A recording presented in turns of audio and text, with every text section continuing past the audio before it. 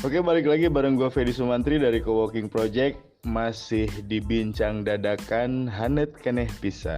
Bincang Dadakan kali ini edisi spesial bersama profil-profil Akademi Teknik Arsitektur YKPN Yogyakarta Angkatan 98.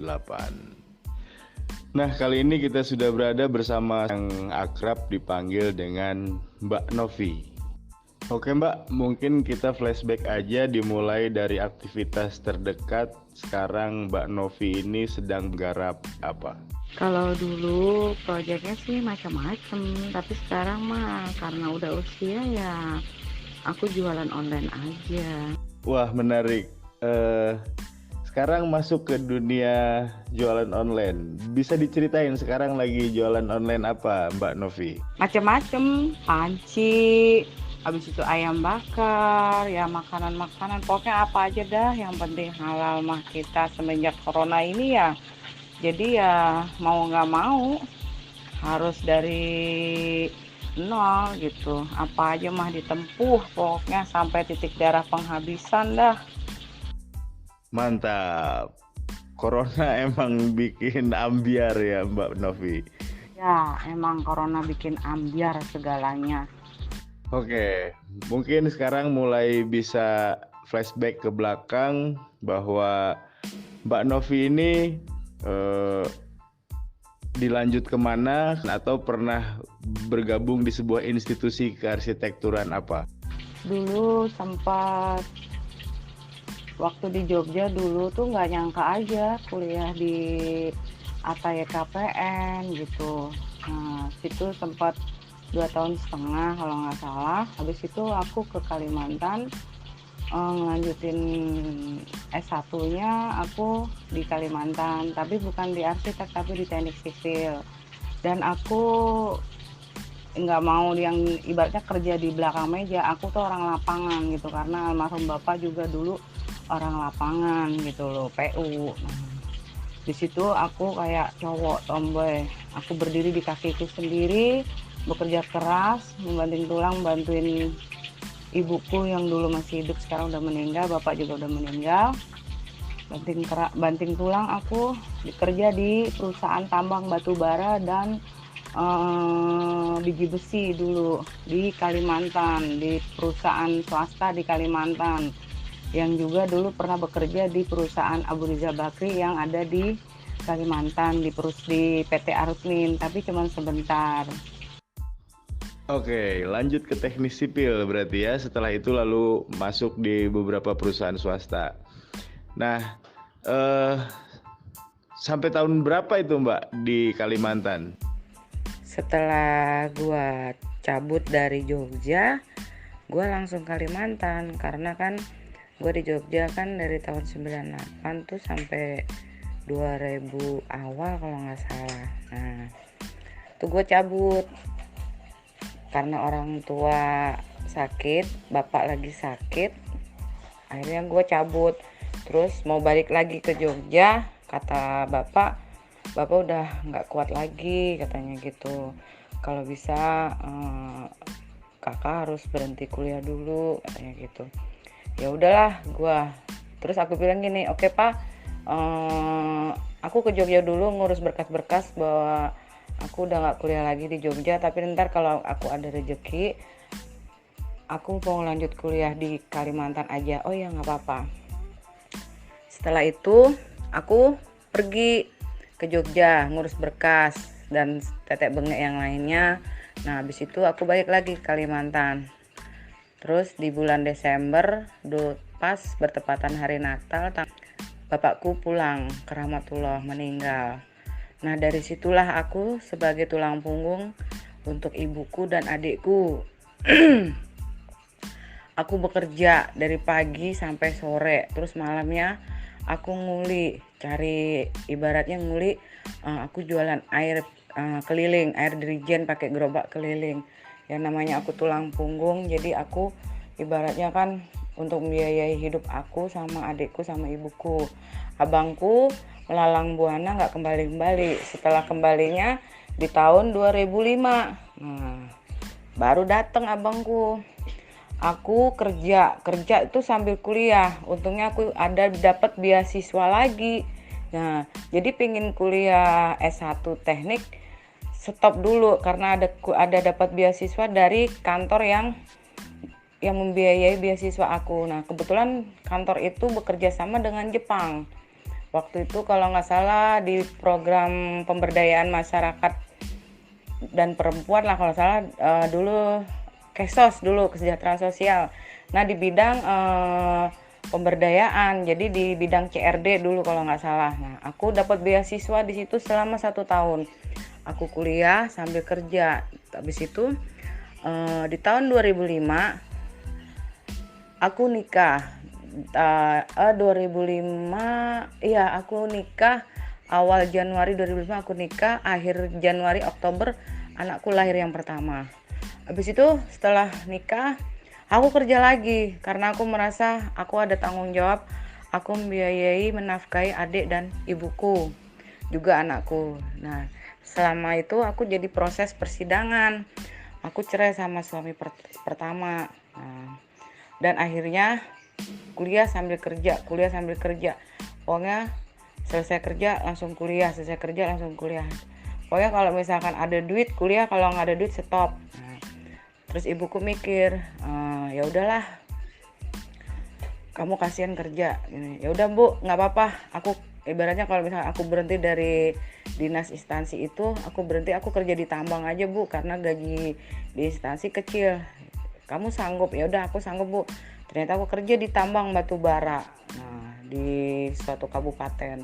Di situ aku keterima sebagai HRD karena ngelihat gelarku, mungkin keterima sebagai HRD. Dan ibaratnya aku dikasih kepercayaan sama bos untuk memantau alat berat yang disewa oleh perusahaan-perusahaan lain. Kebetulan kan perusahaan kami menyewakan alat berat gitu. Udah aku pantau dari semua perusahaan, alhamdulillah. Nah, habis dari situ aku berhenti kerja karena ibu lagi sakit-sakitan. Semenjak itulah aku ibaratnya udahlah, aku sudah nafkain anak-anakku juga adikku. Terus akhirnya ya sampai ke sini aku gitu loh. Ya dibawa sama keluargaku. Ternyata keluarga dari pihak ibu seperti itu. Semenjak ibu meninggal, bapak meninggal, kedua sayapku hilang, aku nggak bisa terbang tinggi. Akhirnya apa ya, sekarang aku serabutan kerja dari awal segala macem. Aku nggak malu, walaupun ijazahku S1, aku nggak malu gitu loh. Aku mengerjakan sesuatu hal, yang penting aku halal kerjaku. Mau jadi pembantu, nguli, nyupirin orang, ibaratnya jadi supir, terus mau apa aja aku mau. Yang penting aku menghasilkan uang untuk nafkah aku sehari-hari, karena aku merasa jadi single parent. Karena kebutuhan banyak, akhirnya aku pulang ke Kalimantan tahun kemarin ngantar anakku, karena anakku bilang mau ikut kakek dan bapaknya. Ya udah aku izinin, jadi sekarang aku tinggal berdua sama anakku yang kecil, si Sinta. Dan ya di-liku kehidupan aku mungkin sampai sekarang ini mungkin lebih pahit aku daripada teman-teman yang lain gitu. Aku bukannya nggak mau gunain manfaatin ilmu aku selama aku kuliah, cuman kayaknya aku di sini sendiri gitu loh. Aku nggak punya siapa-siapa. Di sini pun aku mengontrak suatu rumah kecil, bedakan 3 petak. Itu pun ya kembang kempis, sampai alhamdulillah yang punya kontrakan mengerti dengan keadaan aku gitu. Sampai ya alhamdulillah lah, kebantulah gitu loh. Aku minta tolong begini, ditolongin gitu. Kadang aku malu juga, kenapa aku selalu minta tolong sama orang, karena aku sendiri gitu. Sayap aku sendiri, sayap aku cuma 1 gitu loh. Dulu aku punya sayap 2, ibu sama bapak. Sekarang aku sendiri gitu, membanting tulang, kepala jadi kaki, kaki jadi kepala, kehujanan kepanasan. Aku berjuang sendiri. Ya namanya kehidupan ya, roda itu berputar ya, kadang di atas, kadang di bawah gitu. Mungkin saat ini aku masih di bawah sekali, makanya itu aku kalau bertemu sama teman-teman yang udah sukses, kayaknya aku iri, aku minder, aku malu gitu. Apakah mereka masih mau menerima aku sebagai teman apa tidak gitu. Sekarang kan yang dipandang kan sosial gitu. Hanya aku beruntung banget ketemu sama teman-teman di ATA, orangnya ya baik-baik, saling tolong menolong, saling mengerti gitu loh, saling ingat waktu kuliah dulu gitu loh. Ibaratnya di grup itu nggak ada aku tuh sepi katanya gitu. Tapi ya itu kan punya pemikiran orang beda-beda, kita juga nggak tahu gitu loh. Makanya itu ini aja tadi malam ngedrop HP langsung ku matiin. Coba ini baru pulang, terus aku langsung mendampingin anakku yang sedang sekolah daring. Coba ntar siangnya juga kalau misalkan ada yang nelfon mau pijit apa mau pesen makanan apa, aku jalanin tanpa kenal lelah, tanpa kenal capek. Waktu liburku tuh cuman kadang hari Sabtu atau hari Minggu doang. Kalau hari biasa mungkin aku sangat sibuk gitu loh. Luar biasa, luar biasa. Sekarang Mbak Novi nih tinggal di mana? Ceritain dong, di mana, siapa tahu teman-teman kita ada yang dekat di situ kan, bisa ketemuan, bisa silaturahmi dan berpelukan. Kamu kira Teletubbies apa berpelukan? Ya nggak perlulah teman-teman tahu di mana aku berada. Yang jelas aku sekarang udah stay di Bekasi aja. Oke, terima kasih, terima kasih, terima kasih. Intinya sekarang Mbak Novi tinggal di Bekasi, geng, teman-teman. Nah, closing statement. Sekarang sepatah dua patah kata dan tegur sapa buat teman-teman di grup. Buat teman-teman, makasih. Kalian udah peduli sama aku, udah care sama aku. Aku sangat berterima kasih. Mungkin sekarang aku sendiri, tapi nanti aku mungkin punya temen gitu. Aku berterima kasih banget sama teman-teman ketemu kalian di grup gitu loh. Kasih banyak. Kalian tuh ibaratnya susah seneng itu sama-sama gitu loh. Tahu gitu loh. Aku sayang kalian semuanya. Aku kangen sama kalian semuanya. Kapan aku bisa ketemu sama kalian semuanya?